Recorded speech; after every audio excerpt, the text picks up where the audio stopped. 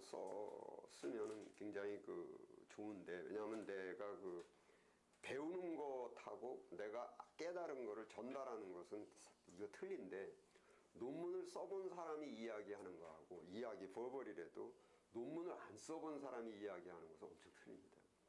소위 논문을 써본 분이 이야기하는 것은 사실은 질서정연해요, 좀. 그런데 이게 왜냐하면 사람의 인지가 있어가지고 인지 속에서 내가 아는 그 사실을, 깨달은 그 사실을 다른 사람에게 전달하는데 그 인지 기능 속에, 이거는 소위 이 논리도 형식 논리가 아니라 감각 논리, 인지 논리인데, 이런 것들이 이렇게 질서 있게 순서정연하게 간다고요. 그래서 쓰는 것만이 아니라 말하는 것도 이렇게 되는데, 이제 권유 말씀드리는 것이, 이제 설교하시는 분들은 한 10년 동안은 설교가 이제 원고 설교라는 것이 있는데, 아시면은 제가 볼 때는 이제 이성애 목사님도 그렇고 지금 김영 목사님도 이제 원고 설교를 이제 하시는데, 원고 설교로 또 계속 가시면 또 골치 아파져요. 설교 준비하는 게 너무 힘이 레이버, 그러니까 시간과 이게 너무 이제 잡아먹는 거예요.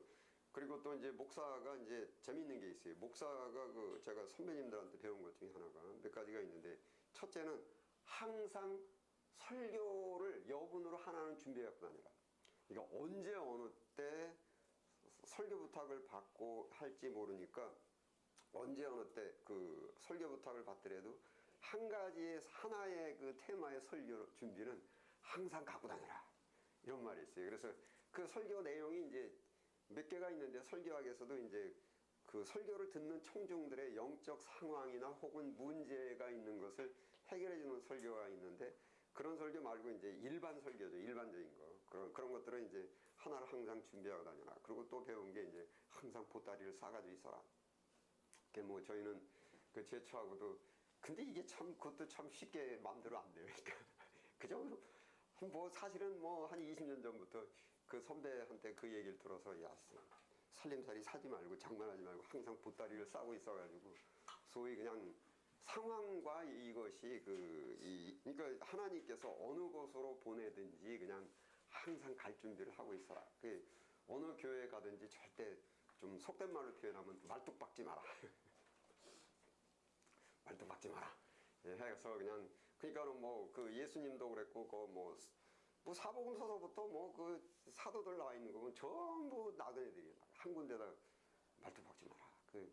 누구야, 베드로는 그냥 뭣도 모르고 자기가 무슨 말을 하는지도 모르고, 여기다 초막을 찍고서 천년 말고서. 목사가 그러면 안 된다라는 거예요, 사실은. 교회 하나 딱 잡고, 내가 여기서 천년 만년 살고 지금 이러면, 이제, 그렇게 되면 이제 절대 안 된다는 것입니다. 보따리를 항상 싸가지고 있어라. 그리고 설교는 항상 갖고 다니라. 그런데 언제 어느 때 설교 준비를 맡으면 이제 원고 설교를 계속 끌다 보면은 이제 굉장히 힘이 들어요. 원고 설교가. 그래서 어느 이제, 그러면은 원고 설교를 한 10년이나 5년이나 10년 쓰시면은 원고 쓰는 것이 사실은 논문이에요. 그래서 이제 아주 단편 테마가 하나를 놓고 간단한 논문들을 계속 주일마다 이렇게 서버로 타시면은 논리력이 굉장히 올라갑니다. 그리고 계속 상승이 됩니다.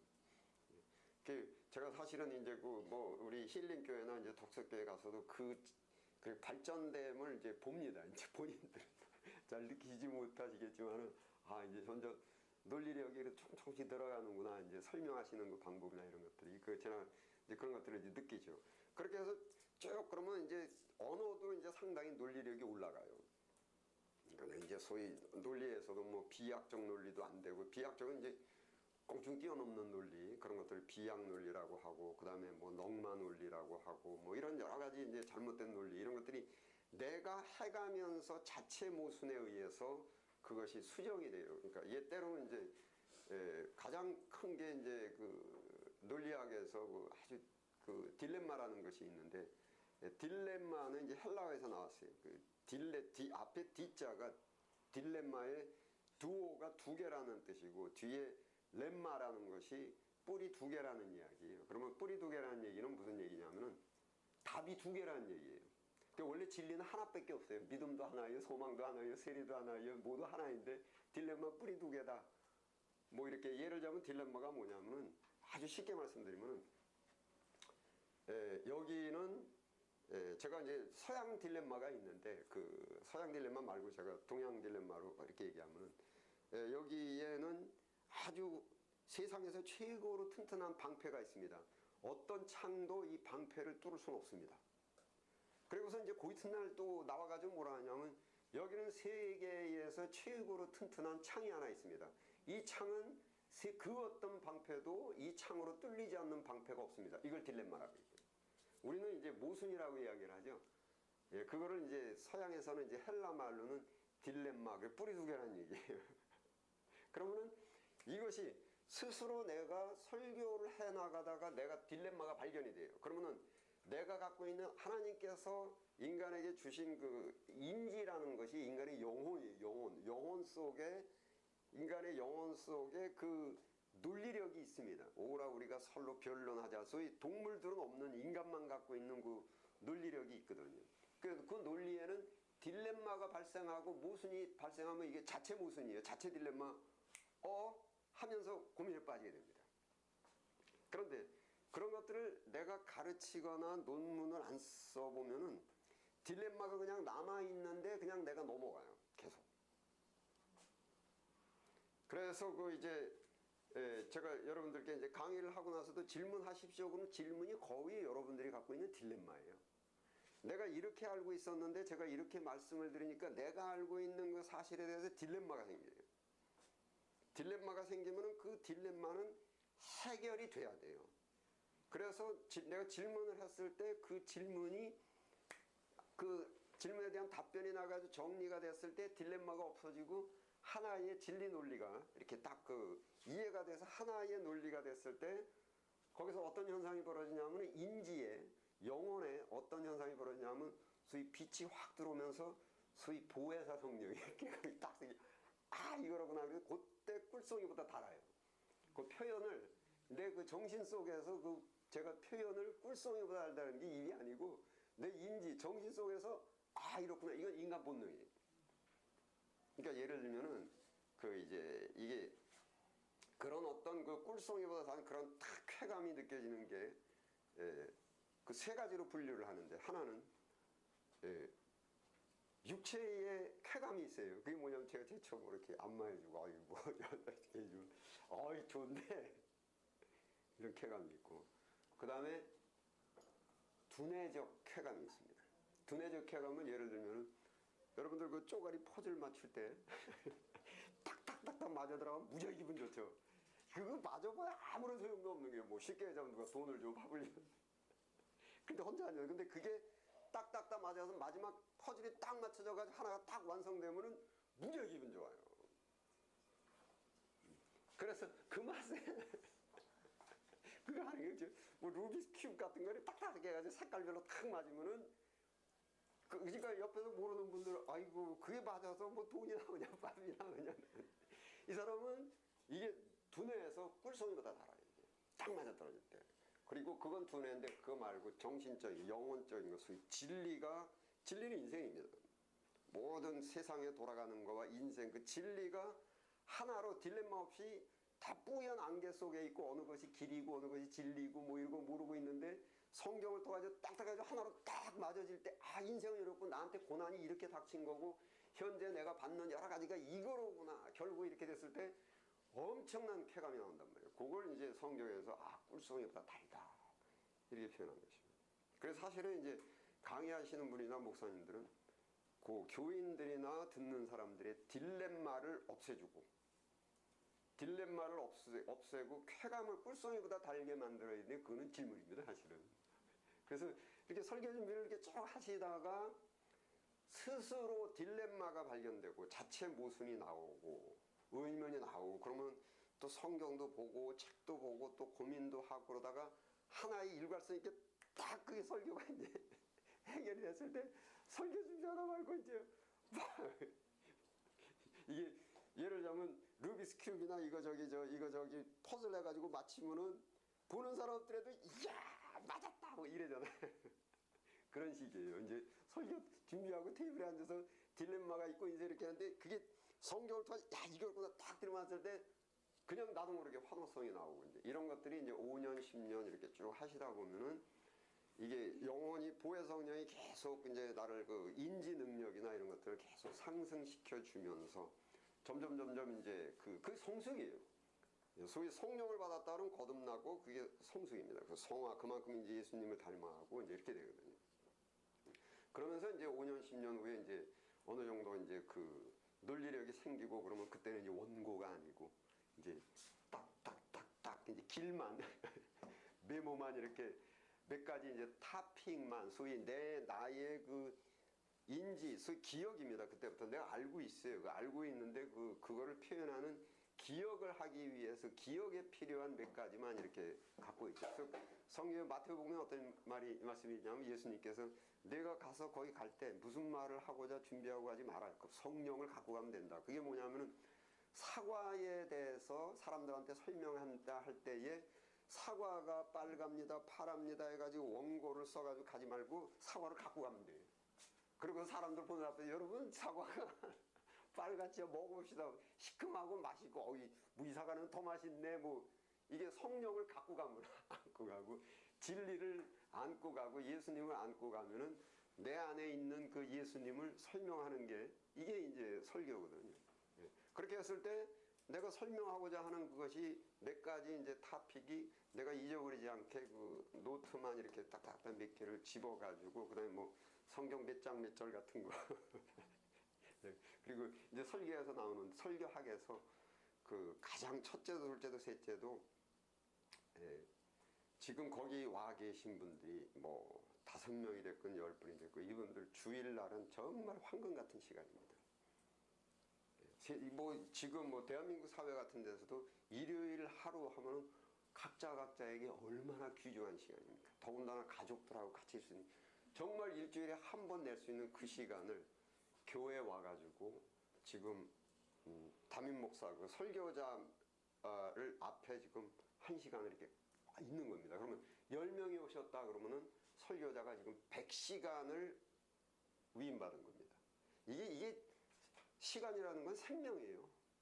인간이 하나님께서 주신 시간이 다 하면은 이제 가는 건데 주님께로 돌아가는 것인데 이게 지금 내가 지금 10사람의 1시간에 10시간을 지금 위탁받고 있다. 이건 돈으로 환산할 수가 없습니다. 그래서 이게 상당히 이제 설교자가 두렵고 떨리죠. 그래서 제가 가끔가다 그 어떤 목사님들이 그 강단 위에서 그냥 성경 말씀 말고 어떤 쓸데없는 사담이나 이런 거 갖고 10분이고 5분이고 막 얘기하면 막 제가 저 안 되는데 저렇게 하면 안 되는데 이 사람들이 지금 뭐 저런 소리 들으려고 지금 이 황금 같은 시간이 여기 안 나. 그 저거는 그 제가 아는 목사님이 사용하는 그 언어를 제가 지금 하나 알려드릴게요. 오래전인데 그 제가 아는 목사님은 뭐라 하냐면 이 시간 도둑놈아. 물론 그분은 설교를 이야기하는 것이 아니라 죄송한 말씀이지만 누가 약속 시간이 10분 늦으면 시간 도둑 이ਵੇਂ 목회를 하시는데 재직회를 하는데 1시 10분 앞에 했는데 집사 하나가 1시 10분에 온 거예요. 그러니까 문 열자마자 이 시간 도둑놈아. 세상에 돈 도둑질한 것보다 더 나쁜 놈 막 이래가지고 그 집사가 얼굴이 시뻘게 해가지고 그다음부터 교회 안 나왔죠. 좀 성격이 좀 이제 아주 그 거친 분이세요. 지금도 전하셨는데 근데 그런 것은 늦을 수도 있고 뭐 그렇게 하는데 이게 설교자가 강단 위에서 지금 10명이 10명을 탁 지금 이렇게 나한테 지금 그 시간을 위탁해가지고 있다. 그러니까 제가 뭐 남을 거 저기 임실에도 청년부를 갔을 때 뭐 한 50명 모여 있다. 50명 그때 제가 그 받은 시간이 2시간 반인데 그럼 50명 2시간 반 곱하면 엄청난 시간이에요. 거기서 제가 괜히 쓸데없는 소리 나고 뭐 지지구지하고 뭐 이렇게 보냈다간 이게 하나님의 징벌이.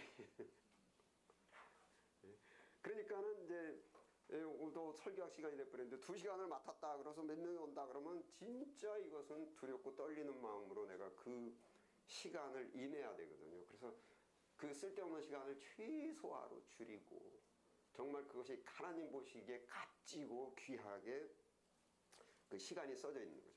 그래서 제가 이제 저는 설교 준비나 강의 준비를 하고 이럴 때 최대한 시간이 낭비하지 않게끔 그래서 중언부언한다든지 뭐 왔다 갔다 한다든지 이런 일이 없이 하기 위해서 많은 메모도 하고 성경 구절도 찾아놓고 뭐 이렇게 그렇게 이제 하는 것이죠. 소위 그냥 제가 전달하고자 하는 그거를 함축시켜가지고 가장 짧은 시간에 가장 많은 분량으로 이제 전달을 하려고 제가 최대한 이제 노력을 합니다. 그래서 그 설교 준비나 이제 그런 것들을 하실 때 이제 그런 식으로 처음에는 이제 원고 설교를 쭉 해나가시면은 논문력이 점점 이제 늘어나고 그래서 내 이제 논리력도 늘어나고 그것이 이제 신학적인 용어로는 내 영혼 그 전부 영혼 속에 있습니다. 그게 감이에요, 감. 예. 그 설교학, 논리학 그 전부 인지 논리는 이 감이에요, 감. 그래서 그 감이 이제 그 늘어나야죠. 그러면서 내가 무슨 확신이 있고 확신은 이제 설교 속에서 이렇게 설교 준비하는 속에서 이제 자체 발견이 됩니다. 지금 녹화 시작된 건가요? 아, 예, 예. 자, 이제 구원에 관련된 거 처음부터 이렇게 쭉 제가 이렇게 말씀을 드리는데, 뭐 아시지만은 이 인간의 모든 고난은 이제 죄로부터 시작을 하는 것인데, 뭐 죄라는 거 하말티아 이것도 굉장히 많이 사용을 하는데 이게 죄가 이제 조직신학적으로 이제 말씀을 드리면 죄는 정확하게 그 내용이 뭐냐 하면은 죄의 내용은 첫째가 우선 무지입니다. 무지. 로마서에 보면은 율법이 있기 전에도 죄가 있었는데 율법이 있기 전에는 죄를 죄로 알지 못하도다. 그래서 무지라는 것은 이제 지식이 없는 거죠. 그런데 지식이 없는 거, 지식이라는 개념도 제가 몇 번 말씀드렸는데 이것도 잘 정리를 하셔야 됩니다. 지식도 육체의 지식이 있고 머리의 지식이 있고 영혼의 지식이 있습니다. 이 세 가지 지식이 있다는 것을 명확하게 이해를 하셔야 됩니다. 뭐 심리학에서도 이거는 이제 깊이, 심리학도 이제 좀 깊이 들어갔을 때 이제 사용하는 것인데, 아시나 육체의 지식이라는 것은 뭡니까? 뭐 운동선수, 골프선수나 이런 사람들이 이 골프 스윙하는 모든 그 각도와 힘과 이런 뭐 그 지식이에요. 아는 거예요. 근데 아는 것은 뭐냐, 누가 아냐면은 몸이 안단 말이에요. 머리로 아는 것이 아닙니다. 몸이 압니다. 그냥 요리하시는 분들도 항상 그러잖아요. 아, 이거 뭐 고춧가루 얼마 넣었죠? 몇 g입니까? 그러면 아이고 몰라, 감으로 넣는 거야. 내 손가락이 고춧가루의 양을 아는 거예요. 이제. 그게 뭐 소금 얼마 넣냐, 뭐 그것도 몰라요. 감으로 넣는 거예요, 전부 이제. 그 감. 그것이 어디에 감이냐면 육체의 감이란 말이에요. 그러니까 내 몸이 알아요. 그래서 몸이 아는 것에서 이제 심리학에서는 이제 이게 procedural memory라는 이제 전문 용어를 쓰는데, 뭐 그는 이제 하지 않으셔도 되고 procedural memory라는 것이 바로 메모리가 기억이거든요. 그 지식은 기억입니다. 그런데 그 procedural memory가 육체에 있고, 그 다음에 두 번째는 머리의 기억이 있습니다. 머리의 지식이 있죠. 한국 사람들은 머리가 좋아가지고 자꾸 지식, 그럼 전부 머리의 지식. 인생도 전부 어떻게 살아가려고 그러면 머리로 살려고 그래요. 말 많이 쓴다고. 제가 머리 좋아가지고 아마 잘 살 거야. 이게 한국식이에요, 한국식. 그런 고정관념이 있어요. 인생을 잘 살려면 어떻게 머리가 좋아야 된다. 그 대성공했다고, 머리가 좋은 모양이다. 누가 사업을 잘하냐, 머리 좋은 사람이. 우리는 모야사를 전부 머리로 해결하려고. 이게 한국 문화예요, 이것이. 여러분, 머리로 싸우면은 알파고하고 인간하고 누가 이길 것 같아요? 기계가 이겨요. 컴퓨터, 이거 무슨 수로 컴퓨터를 당해요? 그건 말도 안 되는 소리지. 그런데 그게 머리의 기억이고, 그 다음에 또 기억이 뭐가 있냐면 영혼에서 정신의 기억이 있는데 영혼의 기억이 있어요. 그러니까 이 부분이 굉장히 이제 한국이, 그러니까 이건 문화로 말할 때 한국이 굉장히 약화가 돼 있어요. 이 부분이. 죄송스러운데 서구 사회는, 그러니까 미국이나 유럽 사회는 원래 기독교가 오래 있어가지고 여기에 굉장히 많이 집중이 돼 있는데, 한국 사회는 여기에 많이 집중이 돼 있어요. 그래서 지식 그러면은 안다 그러면 전부 머리로 생각합니다. 일 처리를 전부 머리로 하려고 해요. 이거는 쉽게 얘기하면 영혼이라는 것은 이제 가슴, 감 해가지고 이렇게 머리로 살려고 하지 말고 가슴으로 살아라. 뭐 이제 이런 말들이 있는데, 이게 지식이 이 지식이. 근데 머리가 영혼을 이 가슴을 못 쫓아갑니다. 그리고 인간은 그러니까 컴퓨터가 아무리 발전이 돼도 인간을 이길 수 없는 게 바로 이 부분입니다. 컴퓨터가 아무리 발전을 해도 이 부분은 컴퓨터 그리고 창조주인 하나님께서 인간에게만 주신 그 어떤 것도 주시지 않고 그래서 이게 이 부분이 그러니까 이 무지다라는 여기서 지식이 없다 내 백성이 지식이 없으므로 망하는도다. 예? 여호와를 아는 지식이 물이 바다를 덮은 같이 이 땅에 충만할 때에 해함도 없고 상함도 없다. 거기에 지식이 머리 지식 아니고 가슴의 지식입니다. 감이에요. 느끼는 거예요. 그 예를 들자면 그런 그 감이라는 거 물론 육체도 이게 감이라는 거가 이제 육체도 그렇고 영혼도 그렇고 일반적으로 쓸 때 그 감이라는 것이 있죠. 예. 그 감이라는 것이 있는데 그 육체가 갖고 있는 육체도 있습니다. 그 촉감 그래서 뭐 이렇게 감이 있죠. 예. 있는데 쉽게 말하자면 지식이 제가 전에도 말씀드렸듯이 예, 뭐 개미들의 그 일사불란하게 조직력이 있죠. 그 개미들이 뭐 율법이 있고 뭐 어디 써 있어가지고 지들끼리 이렇게 일사불란하게 지켜가는 것도 아니고 철새들이 이동할 때 줄 맞춘 거 보십시오. 기가 막혀 이거는. 예? 줄이 그냥 쫙 맞아져가지고 또 지들끼리 맨 앞장서가지고 그게 공기 저항을 이게 앞에서 탁 가면 앞에서 한 마리가 가면은 전에도 말씀드렸지만 그 이제 동물 행동학이나 이런 거 있어요. 이게 항상 이 비행기에도 그렇게 보면은 꼬리바람이 굉장히 무섭다라는 거예요. 소위 여기서 딱 치고 나가는데 공기가 갈르는데 이 공기가 이렇게 갈라져서 뒤로 오면서 여기 소용돌이가 치거든요. 그걸 꼬리바람이라고 테일윈드라고 합니다. 그래서 그 비행기도 뒤에 이제 날개 이렇게 있는데 그게 이제 테일윈드를 잘 정리를 해야지 테일윈드를 정리를 안 하면은 이게 앞에서 갈라진 공기가 뒤에 와서 소용돌이 쳐가지고 끝잡아 당긴다라는 거예요, 이것을. 그런데 철새가 맨 앞에서 쫙 공기가 가르면 그 테일윈드가 앞에 있는 선두에 있는 그 새를 치지 않도록 뒤에서 줄 맞춰 탁 서가지고 사선으로 쫙 나가지고 갈라진 것이 테일윈드가 생기지 않고 쫙 분산이 되는 거예요. 그래서 이제 그 행동학자들이나 물리학자들도 새의 모양을 보면 깜짝 놀라는 거예요. 근데 새들이 저걸 어디 가서 배웠어요? 이게 감이라고요.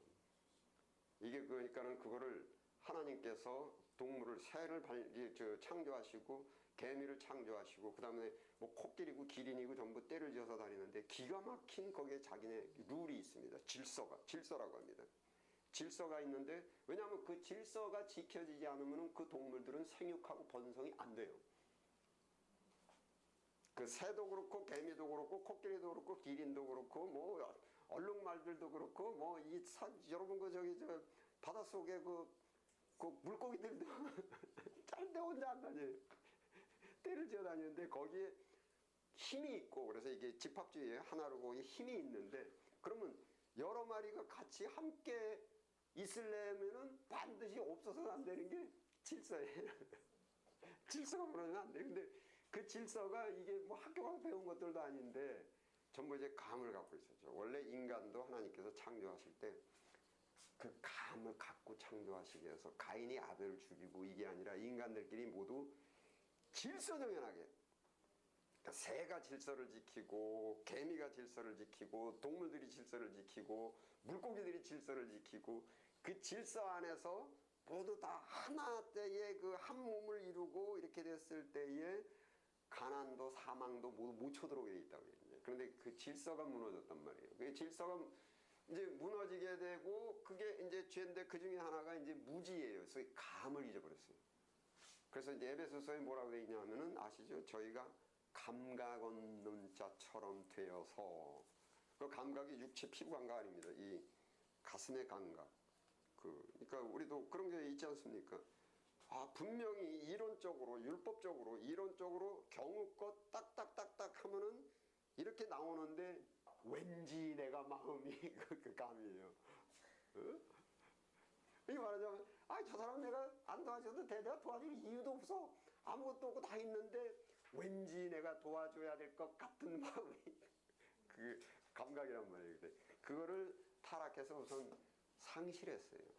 그래서 이 감각이 회복되지. 그 감각이 뭐냐면 쉽게 얘기하면 하나님의 형상이에요. 그게 하나님의 형상, 태초에 이제 창조가 돼서 이제 하나님의 형상으로 창조가 됐다는 거죠. 그게 이제 말하자면 이제 성령이고 하나님께서 인간에게 그 영혼을 이렇게 줬는데 이 감을 상실해 버렸어요. 그래서 이게 여호와를 아는 지식이 물이 다르다. 이게 무지가 깨우쳐가지고 이게 감각이 생기면 그때 해암도 없고 상암도 없고, 해암도 없고 상암도 없고, 그리고 영생은 유일하신 참 하나님과 그의 보내신 자 예수 그리스도를 아는 거, 안다는 게 지식이에요. 그러니까 지식이라는 건 한자하고 안다는 것은 한국말이다, 그렇지. 그리고 또 하나가 이제 두 번째가 이제 욕구죠. 욕구가 이게 그래서 죄라는 것은 이 두 가지를 이제 갖고 있습니다. 무지와 욕구. 그 감은 잊어버리고 땡길 힘만 있는 거예요. 그 땡길 힘은 욕구는 뭐 소유욕도 있고 출세욕도 있고 명예욕도 있고 뭐 성욕도 있고 뭐 여러 가지 이 욕구들을 다 이제 갖고 있죠. 예. 나는 전화 껐나? 안 껐구나. 내 것도 올 뻔했네. 여러 가지 욕구가 이제 있죠. 그러니까는 그 욕구라는 그 단어도 잘 이해를 하셔야 됩니다. 그러니까 욕심의 정의가 뭡니까? 제가 이렇게 욕심의 정의. 그러니까는 내가 지금 200만 원 갖고 있는데 얘도 300, 얘도 300, 얘도 300, 얘도 300 갖고 있는데 주변의 사람들이 다 300을 갖고 있는데 나만 200이에요. 근데 내가 300 갖고 싶은 생각은 욕심으로 보지 않아요. 소위 잘 이해하십시오. 사탄도 광명한 천사로 가장을 한다는 것이 자꾸 만화 영화 생각하시면 안 됩니다. 사탄이 뭐 뿔 달리고 뭐 이게 아니고 사탄이 사람의 생각을 갖고 좌지우지하는 용이에요. 용. 그런데 200만 원 갖고 있고 다 300만 원 갖고 있는데 내가 300만 원 내가 갖고 싶은 생각이 욕심은 아니고 이것은 정당한 거라고 가장을 시켜준단 말이에요. 내 생각을. 사람의 생각을 좌지우지한단 말이에요. 그래서 이제 욕구라는 욕심이라는 이것도 이 정의, 개념 정리를 잘 하셔야 돼요. 그러니까 우리가 무지해가지고 감을 잊어버려가지고 몰라요, 이게. 그러니까 200만 원 있는데 300만 원 갖고 싶은 생각이 내가 지식이 있었을 때, 감을 갖고 있을 때는 안 되지, 이게 감이 됐는데 감을 잃어버려가지고 지금은 300만 원 갖고 싶다라는 그것이 전혀 죄같이 여겨지지가 않는단 말이에요. 그것이 욕구로 여겨지지 않는단 말이에요. 근데 율법이 있기 전에는 욕구가 죄가 그때도 있었는데 율법이 없을 때는 이건 자연이 길을 막고 물어봐라. 주변 사람도 다 300 있는데 200밖에 없는데 내가 300 갖고 싶은 생각이 잘못된 건가?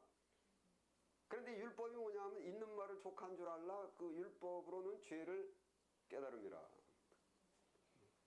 이렇게 이제 된다. 그래서 이 욕구라는 이것도 이제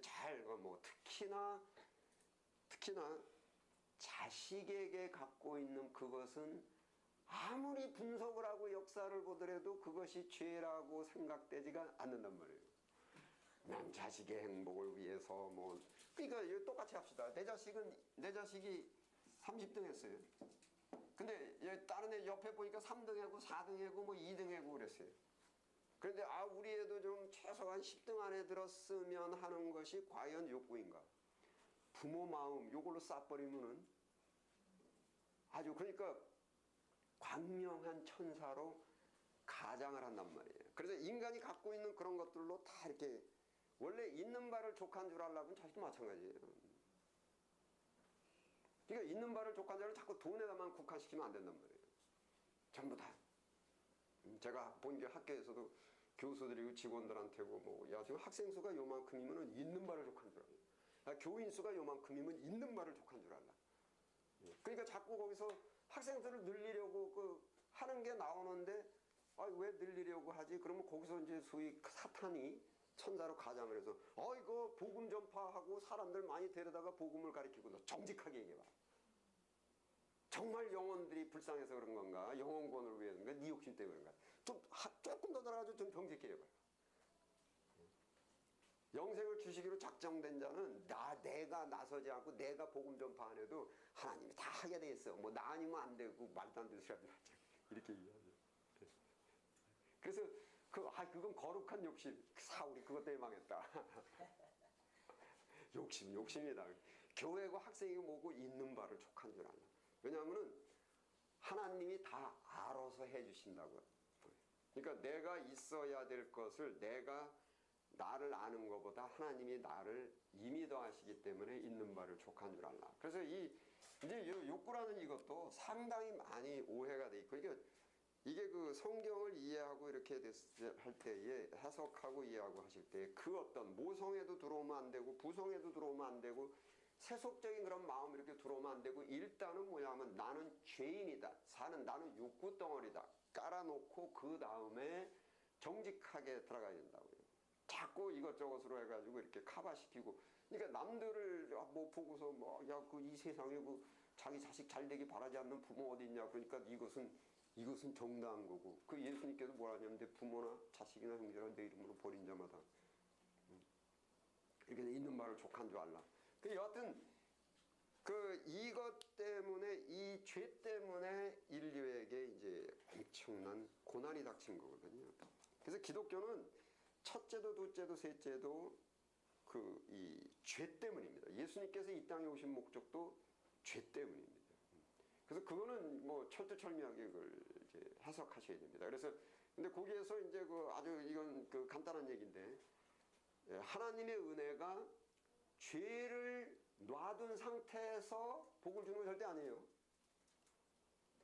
죄의 값은 이 법칙은 천지는 없어지겠으나 이거 지켜져야 돼요. 그래서 하나님의 은혜는 죄를 없애주는 거예요. 그러면 복은 저절로 되는 거예요. 복은 저절로. 그러니까 예수님께서 복 주러 오셨잖아요. 복 주기를 기뻐하시고 복 주시는데 뭐라고 하셨냐면은 회개하라. 왜냐하면 죄 문제가 해결이 되면은 복은 그냥 거기 있다. 그러니까 하나님께서 예레미야서에 나와 있죠. 야 하나님께서 손이 짧아서 그러심이 아니요 죄가 너와 하나님 사이를 갈라놓았다. 그래서 모든 것은 다 이제 죄에서 나온 것이기 때문에 죄 문제를 이제 해결을 하러 예수님께서 오신 것입니다. 그리고 인간한테도 하시는 말씀이 회개하라. 그래서 이제 결국은 죄가 이제 해결이 돼야 되는데 여기서 이제 둘로 이렇게 인간이 갈라집니다. 여기서 택정받은 사람이 있고 여기서 불택자가 있습니다. 불택자는 육입니다. 그래서 신학적으로는 이제 육이 이렇게 됩니다. 그러니까 하나님께서 하나님을 상실한 마음을 그대로 내어버려 두사 육이. 그래서 이 택정한 사람한테는 뭐가 닥치냐면은 죄 문제를 해결하기 위해서는 뭐가 이루어져야 됩니까? 지금 이제 회개는 심적인 건데 심적인 것만 갖고는 안 되고 실질적인 게 이루어져야 돼요. 회개는 내가 갖고 있는 내 마음이에요. 회심. 마음인데 내가 마음만 먹었다고 해결되는 건 절대 아닙니다. 뭐가 돼야 되냐면 실제 하나님께서 내가 너희를 꺾어 낮추시고 또 사람 막대기와 인생 채찍이라는 실질적인 고난이더라는 거예요. 실질적인 고난. 그런데 거기서 실질 고난을 생각할 때 회개하는 마음을 갖고 있는 사람들은 그 실질적인 고난을 달게 받고 회개하는 마음, 그 회개라는 것은 난 죄인이구나 이걸 해결해야 돼 이게 회개 쉽게 말씀드리면. 그런데 이런 생각이 없는 사람은 고난이 닥치면 뭐냐면 찬다고 이것을. 그런데 내가 회개해야 되겠다. 다시 회심, 원래의 모습으로 돌아가야 되겠다라고 하는 사람은 이제 저 시편에 이제 다윗처럼 하나님이시여 좀 살살 때려 주십시오. 그 제가 여러 번 쉽게 표현해서 말씀드리지 않았습니까? 내 몸속에 암덩어리가 있어요.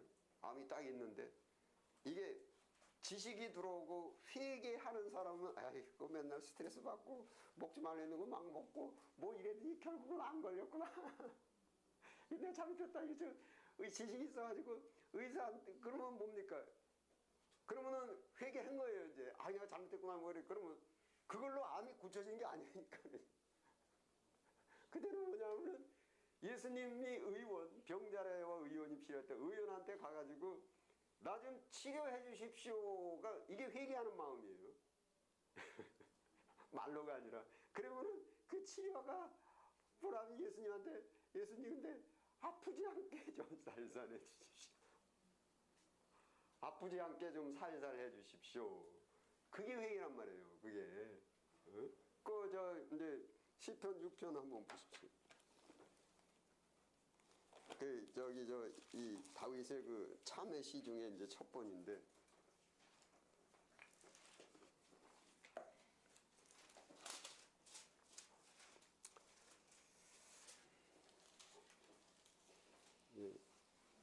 회개하는 이제 시편은 리릭스 해가지고 서정시, 문학 표현에 서정시 이렇게 돼가지고, 서정시는 뭐냐면 인간의 마음, 영혼 속을 이렇게 인간이 표출을 해내는 이제 글이다. 시편은 전체가 그런데 6편 1절부터 4절까지 읽겠습니다. 시작.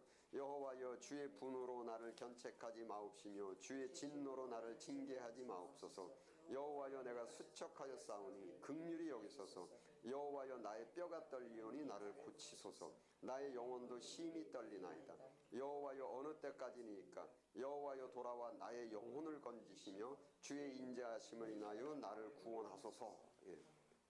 여러분 이렇게 거기에 보면은 1편에 진노로 나를 징계하지 마옵소서 이렇게 했죠. 여기서 갈라지는 게 이제 징계와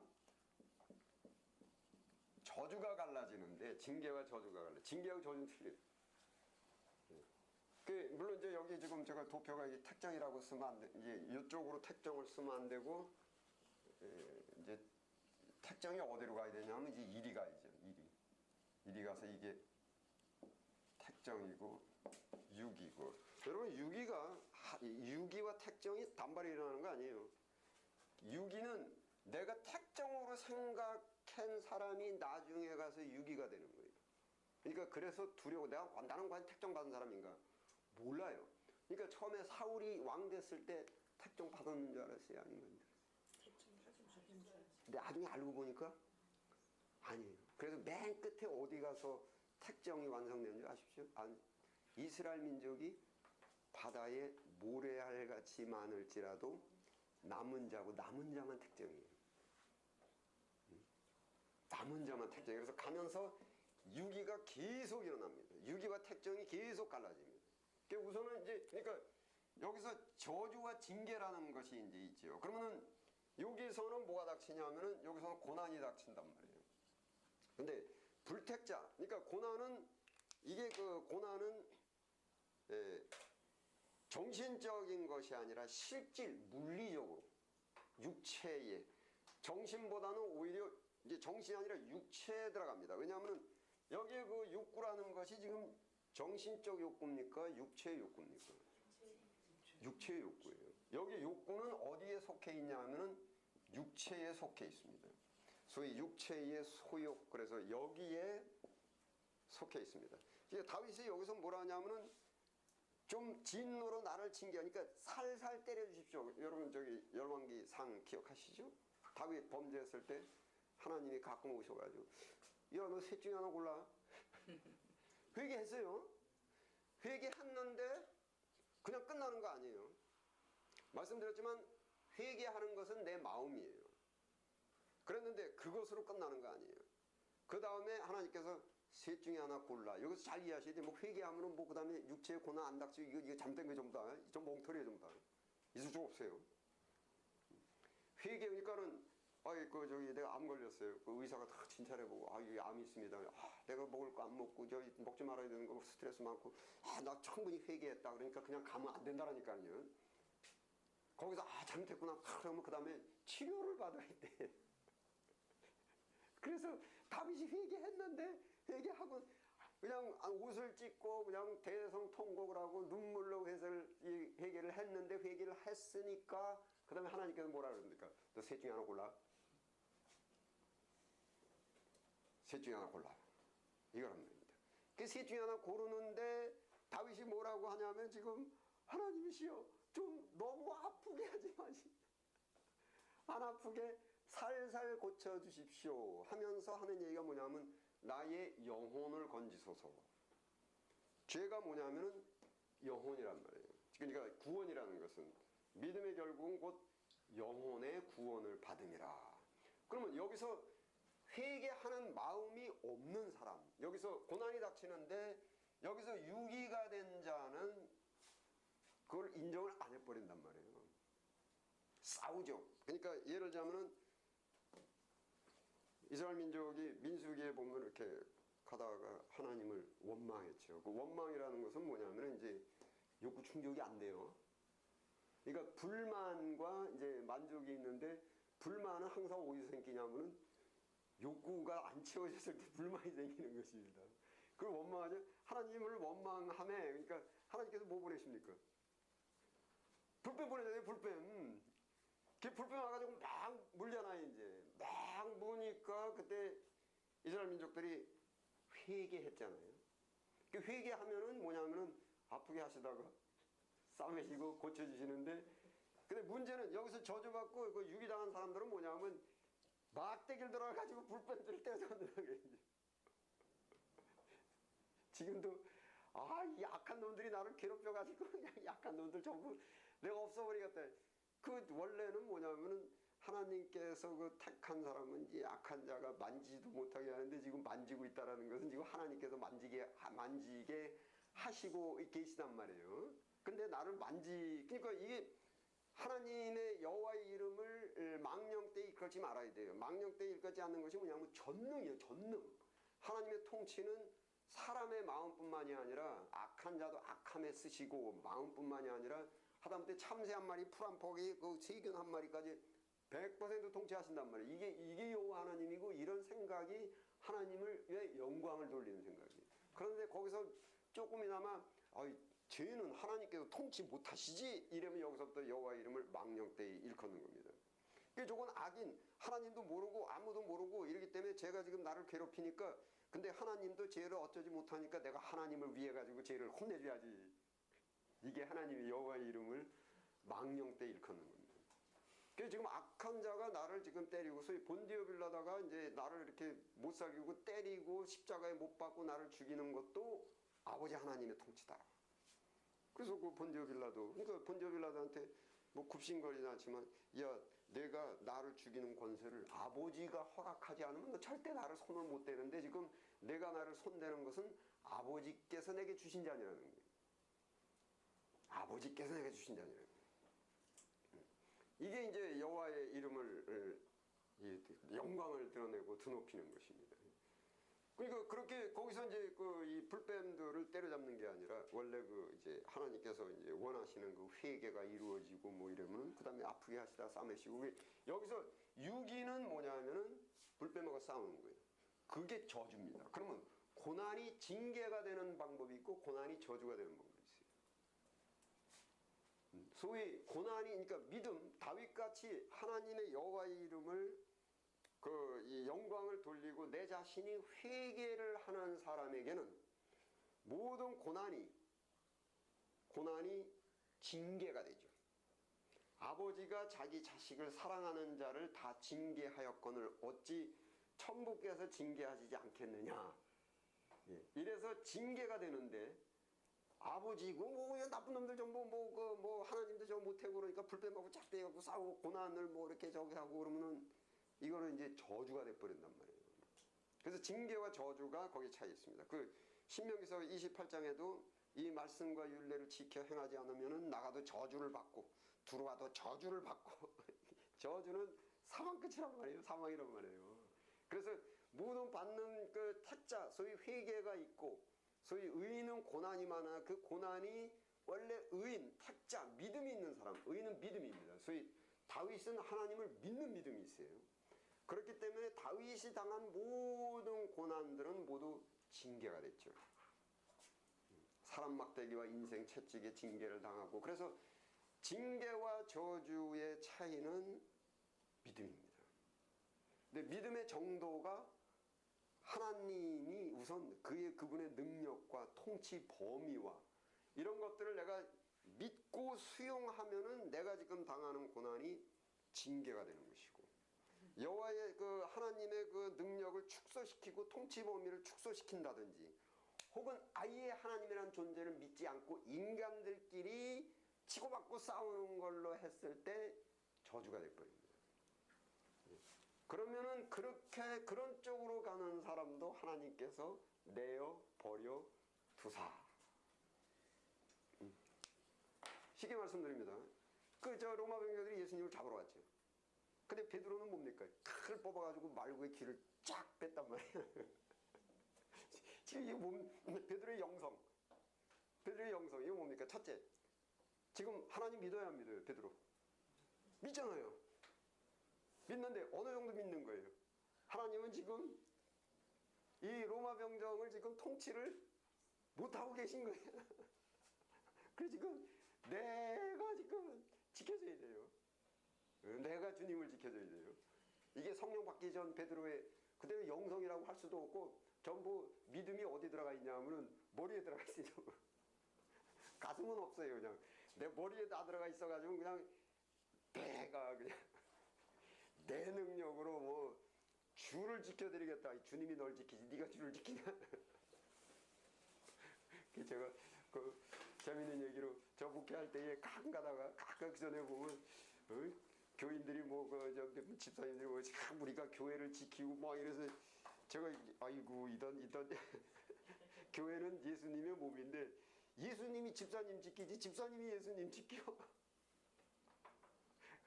그 교회를 지킨다고 생각하지 마시고 집사님이나 맡은 일이나 열심히 잘하셔.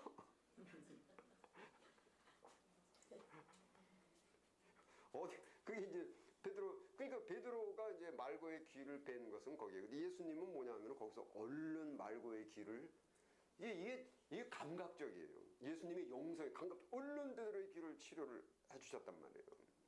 그러니까 이게 예수님이 도대체 당연히 누구 편이야? 귀를 치료해. 왜 그랬냐면은 지금 이게 뭐예요? 하나님의 통치에 있는 거예요. 그 하나님의 이 통치 이 안에는 어떤 일이 있더라도 사람을 해치면은 안 돼요. 이게 100%니까 원수라도 사랑하라. 저거 보니까 하나님의 통치 전부 100% 통치랍니다. 그 거기서 크게 이제 그 달라지게 나중에 이제 베드로 알았죠. 오순절 성령 받고 그제서야 이제 깨닫고서 아 하나님의 통치가 이런 것이구나. 그래서 베드로가 이제 십자가에 가지고 거꾸로 매달려 죽을 때 어떤 마음이었냐 하면은 이제 성경의 신학을 이용하자 그러면 아 이것도 아버지께서 내게 주시는 자녀로구나. 그리고 진짜 옛날에 그 그냥 칼 뽑아가지고 말고의 귀를 빼는 이런 어리석은 그러한 이제 의지적 두뇌적 믿음은 모두 없어져 버리고 이제 베드로 안에 누가 살고 있냐 하면 그리스도께서 사시니까 이제 예수님이 영성이 돼가지고 십자가에 거꾸로 매달려서 죽을 수가 있었던 것입니다. 어제는 바로 이제 이 부분에서 그렇게 갈라져요. 그 징계와 저주가. 그래서 징계와 저주가 갈라지는 것은 누구에게 있냐면 하나님께서는 공의시기 때문에 100% 인간에게 똑같이 이렇게 주십니다. 이런 고난, 소위 죄를, 그러니까는 이게 좀 어려운 신학인데 디모데서 같은 데면 하나님께서는 모두 다 구원에 이르기를 원하시느니라 이겁니다. 이게 하나님의 첫째 구원에 이르시기를 원하세요. 그리고 공의예요.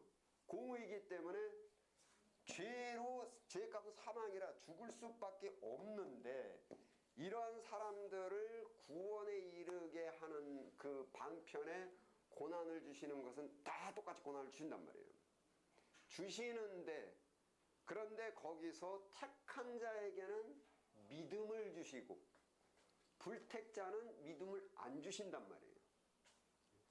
그러면 이제 택자는 믿음, 다윗 같은 사람은 믿고 그 고난을 의인은 고난이 많으나 여호와께서 건지시느니라.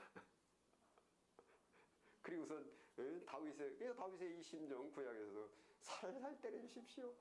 셋 중에 하나 골라라. 이거 놓고 고른단 말이에요. 예? 그러니까 예를 들자면 암에 걸렸는데 의사가 와가지고 예를 들자면 칼로 찢어서 해드릴까? 큰 칼로 할까? 작은 칼로 할까? 아니면 가위로 할까? 그럼 내가 생각해서 작은 칼로 좀 그거나 마찬가지예요. 이거는 이 구원의 서정 이것은 이건 고쳐질 수가 없습니다.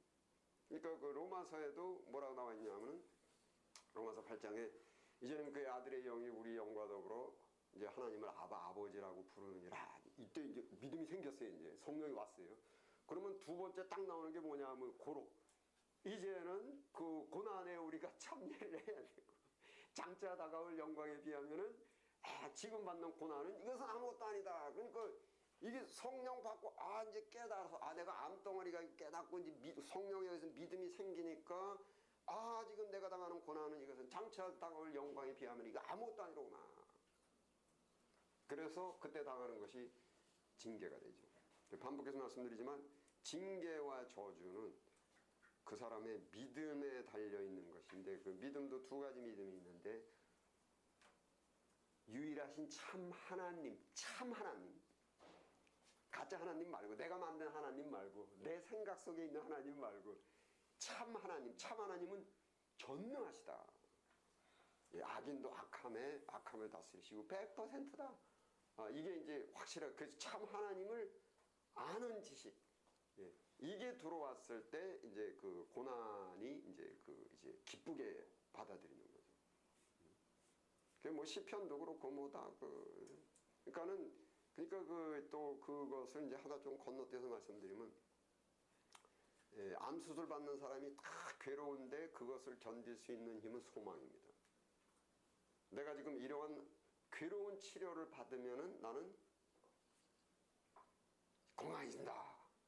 그거기 때문에 절망하면 무지하게 아파요. 그러니까 소망이 없으면 되게 아파요. 못 견뎌요. 인간이 못 견뎌요.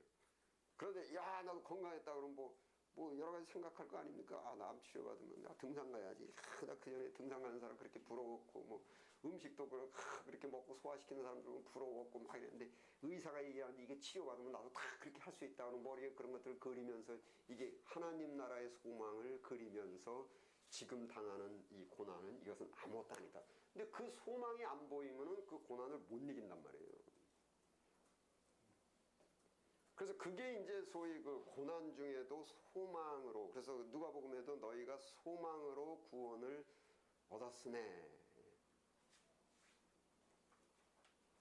그래서 이제 이 갈라지는 거 이렇게 그래서 이제 복음 소위 이제 복스러운 소리 복음이라는 것 이제 이 복음론하고 여기서 이제 오벌랩 겹치는데 그 복스러운 소리도 이제 잘 이제 여기서 요거를 기초로 해가지고 이해하셔야 되는데 현재 우리가 당하는 고난이라는 것 그러니까 그 고난이라는 것 이제 차근차근 합시다. 그걸 뭐 하나씩 대보십시오. 우선 가난 또 뭐 있습니까? 질병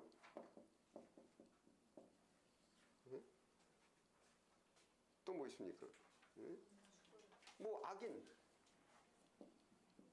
악인들 있으면 뭐 악인들이 뭐 주로 뭐냐면 억울해 죽겠어요. 왜 그렇게 내가 뭐 잘못했다고 저렇게 악한 놈들이 나를 괴롭혀. 그게 보통 억울해요. 그게 뭐 그냥 한인에 치고 뭐 죄송스러운 말씀이지만 뭐 우리 한국도 그 여자분들 그냥 한인에 치고 그 화병 뭐 이렇게 얘기하잖아요. 뭐 화병 있고 한인이 뭐 하긴 텔레비에도 그냥 화병 뭐 이렇게 해주고 그리고 뭐 탁하면 뭐 화병 다스리는 법. 요즘 누가 썼죠? 스님께서 무슨 그래도 해민 스님이 썼나? 뭐 읽어보진 않았는데 뭐 여기 악인 억울하고 이게 화도 있고 또 화병도 있고 그 다음에 또 뭐 있습니까? 또 죽음도 있고 이런 것들이 우리가 당하는 지금 이게 징계 아니면은 저주 둘 중에 하나란 말이에요. 그런데 지금 여기서 이게 택정받은 사람이 징계가 되는 것은 이 자체가, 그러니까 이거 하나님께서 사무엘하 7장 14절 그거 다시 보십시다.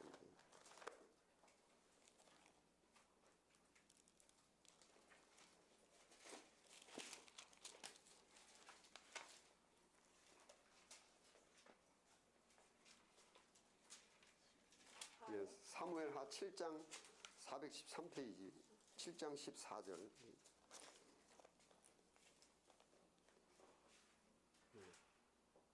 함께 읽겠습니다. 시작. 나는 그 아비가 되고 그는 내 아들이 되리니 저가 만일 죄를 범하면 내가 사람 막대기와 인생 채찍으로 징계하려니. 징계입니다. 근데 징계예요. 하나님은 다 하시는 거예요. 다 이제 반복해서 말씀드리지만 하나님께서 창조하신 모든 인간들에게는 지금 범죄는 이미 일어난 거예요. 죄는 이미 일어난 거예요. 그래서 죄의 값은 사망이에요. 그래서 구원이라는 것은 여기서 벗어나는 게 구원입니다. 구원, 이 죄가 죄 사함을 받고 결국은 사망에 이르지 않게 이렇게 돼야 되는 것입니다. 그래서 하나님의 은혜는 지금 모든 사람에게 미치기 때문에 인생 채찍과 사람 막대기라는 것은 창세기에서 이미 너는 밭에 나가서 땀 흘려 일을 해야 되는데 그게 가시덤불과 웅건키를 내고 뭐 여자들에게는 아이를 낳는 고통을 겪게 하고 그다음에 뭐 하고 이게 창세기서부터 해가지고 그러니까 그게 저주가 아니라 그게 저주가 되고 징계가 되는 것은 사람의 믿음에 따라서 갈라지는 것인데 거기서 징계만이 구원을 이제 받게 되는 거죠. 그래서 모든 사람에게 이거를 다 사람 막대기와 인생 채찍으로 하는데 거기 사람 막대기가 뭐예요? 우선 구약에서 나왔는데 구약에서는 다윗에게 사람 막대기가 누구였어요? 아주 지긋지긋한 사람 막대기가 아들 압살롬 때문에 얼마나 마음고생을 했는데 아시죠? 자기 자식 때문에. 그러니까 그게 참 그게 참 답답한 게 다윗이 나중에 누구예요? 자기의 군 장관 저기 군대 장관이 누구였었죠? 충신 요압이 이제 전령에 와가지고 이제 압살롬이 머리카락 자랑하다가 잘 됐지 뭐 그래가지고 익숙해가지고 대롱대롱 매달려 있는데 다윗이 뭐라 했습니까? 그러니까 자기는 아들 때문에 지금 도망 나온 거예요. 지금. 도망 나와가지고 지금 다 완전 나라는 완전히 다 망해나오고 뭐 그러니까 신하들도 그러는데 결국은 압살롬 좀 죽이지 마라. 압살롬아 자기 자식. 압살롬아 이제 자기의 심정 그랬죠? 그랬는데 다윗이 무슨 죄 저질렀냐면 우리가 죽였죠. 그러면 하나님이 보실 때 우레아가 누굽니까? 하나님의 입장에서 천하보다도 귀한 내 자들이. 근데 천하보다 더 귀한 아들 누가 죽였어요? 또 이게 천하보다 귀한 아들이 죽었네. 그때 하나님의 심정은 어떠시겠어요? 다윗이 압살롬을 죽이지 않으려고 했을 때 그때 그 심정이 그 하나님의 마음을 조금이나마 맛을 볼까? 신학에서 이런 게 있습니다. 인간이 자기가 저지를 때 범죄이니까 하나님의 심정, 주님의 심정을 느끼게끔 고난이라 한다. 소위 내 죄가 너를 찾을 줄 알라. 어빈 과보, 불교에서 어빈 과보는 이제 제가 또 추후에 말씀드리겠습니다. 그러니까 다윗이 그때 보면은 이게 하나님 내가 우리가 죽였을 때 하나님께서 나를 이거 죽이지도 못하고 살리지도 못하고 나를 죽이지도 못하고 살리지도 못하고 그리고 압살롬 그러니까 다윗이 그런 이제 아주 정말 그런 거를 이제 지나가면서 다윗의 성품과 성격이 신명기에서 말씀하신 것처럼 꺾어 낮추어서 거기에 자기의 그 죄상과 이런 것들이 스스로 깨닫고 뭐 이렇게 하고 뭐 그러면서 이제 예? 자기가 정말 진짜 나는 나쁜 놈이라고 그래 놓고서는 시편 6편에 나를 구원하소서. 왜냐하면 죄가 나한테 지금 달라붙어 있어요. 그럼 자기가 스스로 객관적으로 생각하더라도 나 같은 놈은 죽어야 돼요. 그 다윗은 또 아주 그 시편에도 51편에 나와 있는데 그 뭡니까? 항상 정직한 영을 여호와여 내게서 성신을 거두지 마시고 정직한 영을 새롭게 하소서. 그래서 하나님이 보시기에 이게 기뻐하셨어요. 이거 나하고 마음을 합쳤구나. 달래는데 수도 구하지 않고 부도 구하지 않고 정직한 영을 새롭게 해달래. 그러니까 이게 하나님과 여러분 뭐 우리 아이들이 와가지고서는 뭐 돈 달라 뭐 게임 사달라가 아니라 뭐 어머니 응? 뭐 나에게 지혜를 주십시오. 내가 인생을 어떻게 살아가야 될지 얼마나 기쁩니까. 돈 달라 막 달라 막 달라가 아니라 응? 나를 좀 가르치시옵소서 이렇게 하고 다윗이 정직한 영을 새롭게 그 정직한 영 때문에 스스로 자기 심정을 알았단 말이에요. 나 같은 놈은 마땅히 죽어야 돼. 그런데 죽기는 싫으니까 왜냐면 나한테 지금 죄가 엄청난 죄가 달라붙어 있어요. 무릎 꿇고 이제 아유 내 영혼을 구하소서.